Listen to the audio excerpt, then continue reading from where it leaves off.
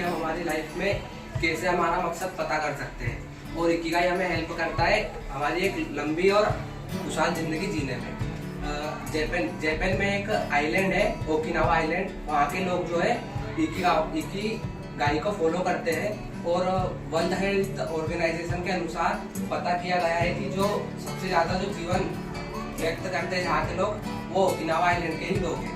अब हम हमारा मतलब जीवन का मकसद कैसे पता कर सकते हैं? सबसे पहले हमें पता करना होगा कि हमें पसंद क्या है। हमें जो भी पसंद है सबसे पहले हमें पता करना होगा। उसके बाद सेकंड स्टेप है कि हम उसे अच्छे से कर पा रहे हैं क्या। हमें फिर पता करना होगा कि हम उसे अच्छे से कर पा रहे हैं या नहीं। फिर उसके बाद तीसरा होता है कि क्या हमें इससे पैसे मिल सकते हैं, क्या दुनिया हमें इससे पैसे दे रही है, वो भी हमें पता करना होगा। और उसके बाद चौथा हमें देखना होगा कि दुनिया क्या चाहती है, दुनिया को किस चीज़ की ज़रूरत है। उससे हमें हमारा जीने का मकसद पता चल सकता है। उसके बाद सेकंड स्टेप आता है कि इकिगाई क्या है। इकिगाई में बताया गया है सबसे पहले व्हाट यू लव, आपको मतलब क्या पसंद है करना। और सेकंड उसमें बताया गया है what you are good at, आप इसमें अच्छे हो। इन दोनों से मिलकर बनता है पैशन। अगर आप किसी चीज़ को पसंद करते हो और आप उसमें अच्छे भी हो तो ये आपका पैशन बन जाएगा। उसके बाद आपको आता है what are you good at, आप किसमें अच्छे हो और आपको दुनिया इसके लिए पेड कर रही है क्या।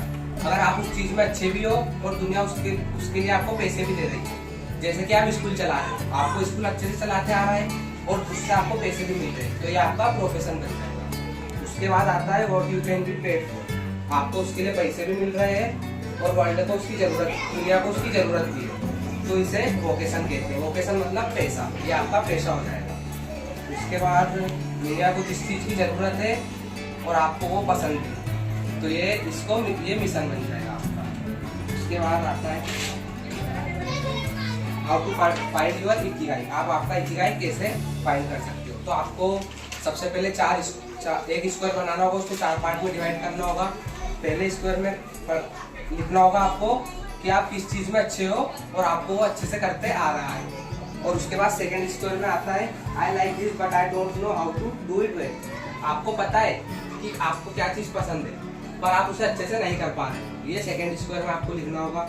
उसके बाद थर्ड स्क्वायर में I don't like this work but they have to be done, जैसे कि आप कोई काम कर रहे हो कंप्यूटर का, वहाँ पर आपको मतलब कंप्यूटर प्रोग्रामिंग करना है, तो आपको कंप्यूटर का काम ठीक से नहीं आता है पर आपको प्रोग्रामिंग पसंद भी नहीं है, फिर भी आपको करना पड़ रहा है, तो ये आपके थर्ड स्क्वायर में आ जाएगा। उसके बाद फोर्थ स्क्वायर में आता है आई don't like this work and I can't even do well the thing don't like, मतलब आपको जो चीज़ नहीं भी आती है और आप उसे करना पसंद भी नहीं करते, तो ये आएगा आपके फोर्थ स्क्वायर में। उसके बाद फोर स्टेप बताई गई है इकिगाई में, आपके जीवन को आप लंबे तरीके से और अच्छे तरीके से कैसे जी सकते हैं। सबसे पहले स्ट्रेस, जापान के पीपल बिलीव करते हैं कि स्ट्रेस अगर आप लोगे तो स्ट्रेस है ना मतलब दुश्मन होता है खुशी का और लंबी लाइफ जीने का, तो स्ट्रेस आपको नहीं लेना चाहिए। Food and drink, people of Japan never eat full stomach, जो जापान के पीपल है वो कभी भी पेट भर कर नहीं खाते, वो हमेशा 80% ही खाते हैं।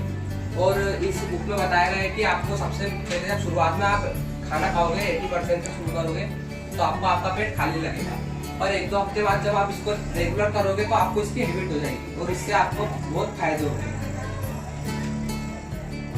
और उसके बाद थर्ड बताया गया है कि doing work at a time, आपको एक बार में एक ही काम करना है।